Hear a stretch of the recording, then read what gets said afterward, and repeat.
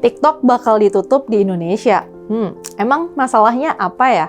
Jadi Menteri Koperasi dan Usaha Kecil dan Menengah Teten Mas Duki berencana bakal nutup TikTok di Indonesia. TikTok, kata dia, dianggap memonopoli bisnis melalui salah satu fiturnya yaitu TikTok Shop. Dia menolak TikTok menjalankan bisnis medsos dan e-commerce secara bersamaan di Indonesia. TikTok katanya harusnya fokus di sosial media, jangan merembet ke dunia bisnis. Perilaku konsumsi masyarakat, kata Teten, sering diarahin dan dipengaruhi sosmed. Masalahnya, TikTok memonopoli bisnis mulai dari medsosnya, sistem pembayaran, sampai logistiknya.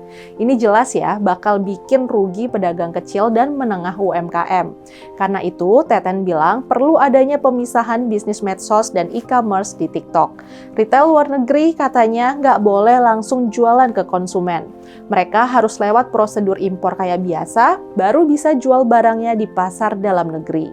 Rencana itu direspons Kementerian Komunikasi dan Informasi dan Kementerian Perdagangan. Dirjen Informasi dan Komunikasi Publik Kemenkominfo Usman Kansong bilang belum ada pembicaraan soal rencana itu. Yang jelas, Kemenkominfo emang ditugasin meregulasi yang terkait dengan ruang digital, termasuk izin dan registrasi e-commerce dan social commerce. Menteri Perdagangan Zulkifli Hasan bilang bakal mengatur soal social commerce TikTok Shop. Saat ini, pemerintah melalui Kemendak lagi merevisi peraturan soal social commerce, termasuk social commerce TikTok. BTW, kabar rencana penutupan TikTok karena monopoli bisnis ini menuai pro dan kontra. Nggak sedikit netizen yang setuju karena TikTok mengundang banyak mudarat dan ngasih dampak buruk bagi generasi muda. Tapi banyak juga yang nggak setuju, karena TikTok juga bisa ngasih informasi yang bermanfaat. Kami di PIS nggak setuju sih TikTok ditutup.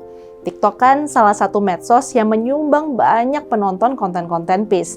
Tapi kalau TikTok Shop dianggap bikin rugi pelaku UMKM, kami setuju untuk meregulasinya. Apapun keputusan yang dihasilkan, kita berharap itu kebijakan yang win-win solution.